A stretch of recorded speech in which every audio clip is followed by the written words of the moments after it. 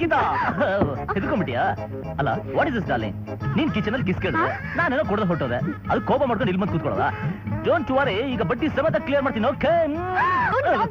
ನಾನು ಗೀತಾ ಅಲ್ಲ, ಸಿಂಧು.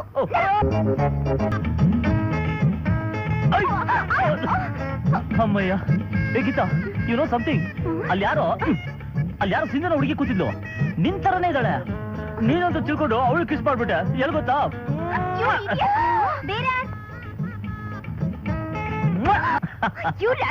ಈಗ ಗೊತ್ತಾಯ್ತು, ನೀನು ಬೇಕು ಅಂತಾನೆ ಹೀಗೆ ಮಾಡ್ತೀಯ.